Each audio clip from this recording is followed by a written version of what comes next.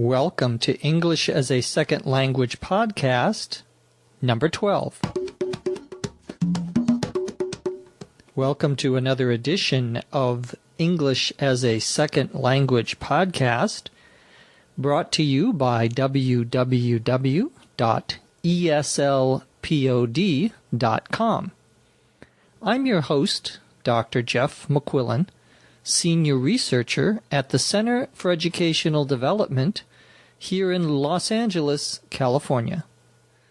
ESL Podcast is made especially for you, those who are trying to improve their English listening and speaking. If this is the first time listening to this podcast, I recommend that you go to our website, www.eslpod.com, to read more about how to best use this podcast to improve your English. In today's podcast, we're going to talk about going to restaurants and ordering food, one of my favorite activities.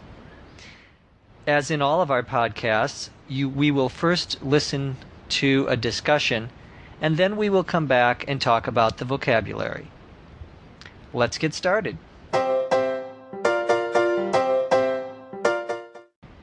Well, I love going out to restaurants to eat. One of the best experiences I've had recently was at a place here in Los Angeles called Il Fornaio.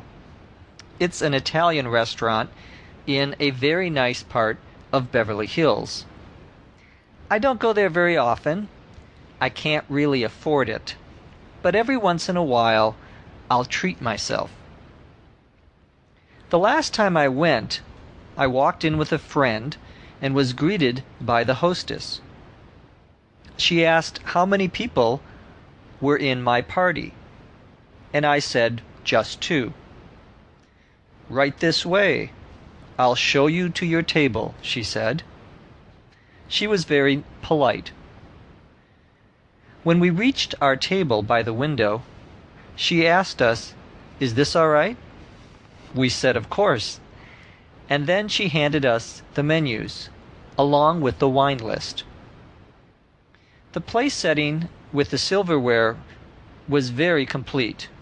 There were 2 forks, one for the salad course, one for the main course, spoon, knife, a dinner plate, a dessert spoon on top, a wine glass and a water glass, a cup and a saucer for coffee, and a bread basket.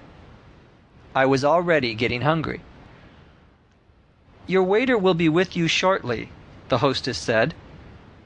So we looked over the menus. So many choices, especially for a lover of Italian food like me. The waiter came up to the table a few minutes later and said, "Good evening. My name is Giorgio, and I'll be your waiter this evening. Is there anything I can get you started with? A cocktail? A glass of wine?" Well, my friend and I are not exactly big drinkers, so we just ordered a couple of iced teas. "Would you like a few minutes to look at the menu?" he said. We nodded our heads, and he went off to get our drinks. As I was looking at the appetizers, I spotted one of my favorite dishes, crab cakes.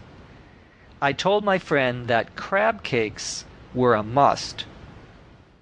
Just then, the waiter returned to our table, with our drinks on a large tray. Now, I was ready to order.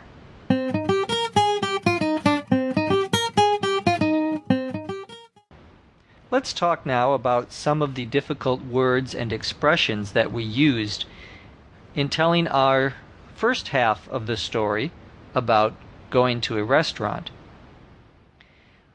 In starting my segment, I said that I don't go to the Italian restaurant very often because I can't really afford it.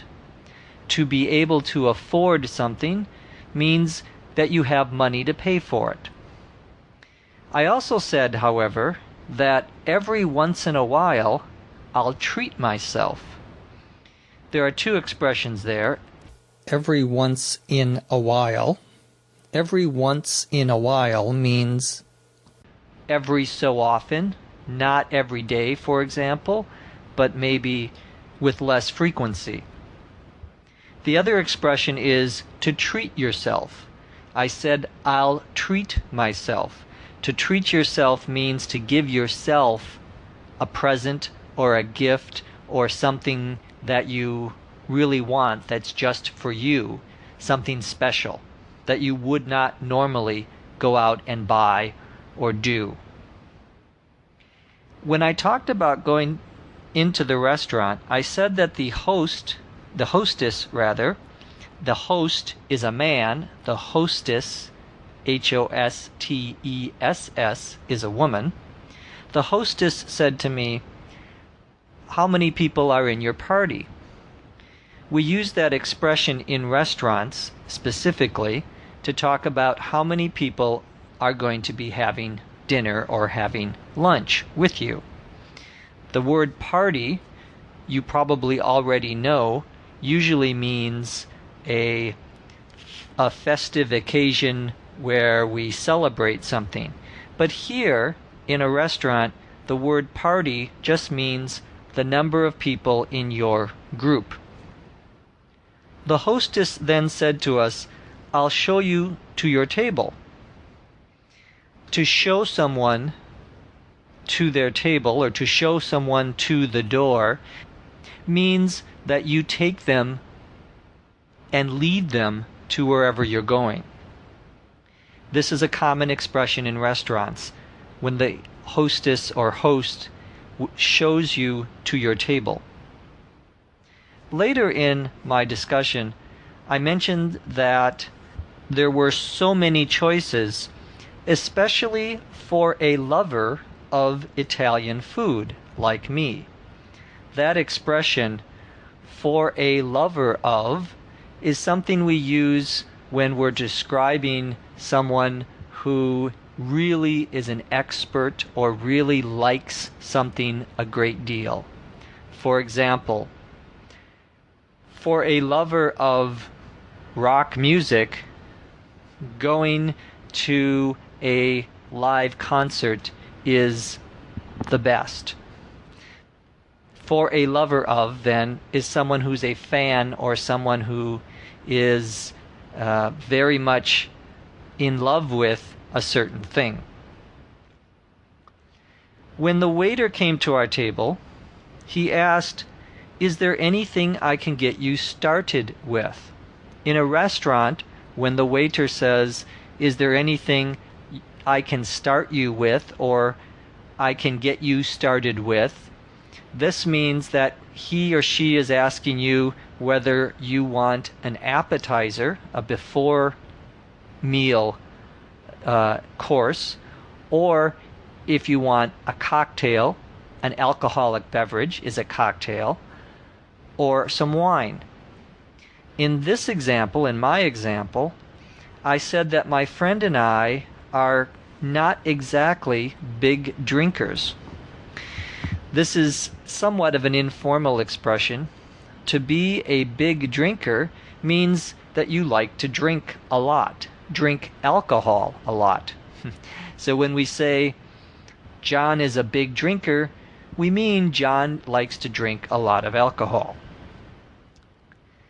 Finally, at the end of my discussion, I said that I spotted one of my favorite dishes. To spot something here means that I found it. I saw it. For example, I was in the store yesterday and I spotted a hat that was on sale, meaning I looked and I saw and I found it. You can also say, for example, I spotted my friend yesterday at the cafe, meaning you saw them there, you found them there. Not necessarily because you were looking for it. The other term that we use there is dishes. Dishes means not just the physical plates, but also the parts of the meal.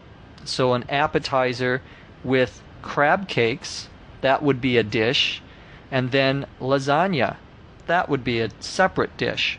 A meal, particularly a fancy meal, that is, a formal meal, often has more than one dish.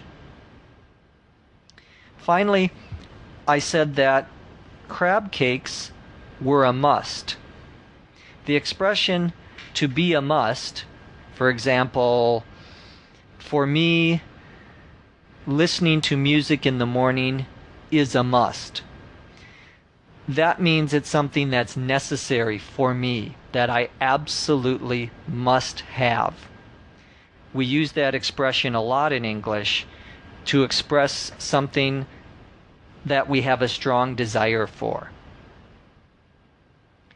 That's going to wrap up our podcast for today. Remember that you can get all of our podcasts that are currently available by going to our website, www.eslpod.com. Or you can also email us your questions and suggestions. We are always interested in finding out who is listening to us, where you are, and what ideas you have for future podcasts. Email us at eslpod@eslpod.com. eslpod@eslpod.com. Thank you again for listening, and we'll see you next time.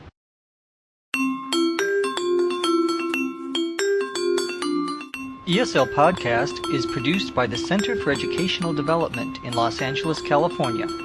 This podcast is copyright 2005.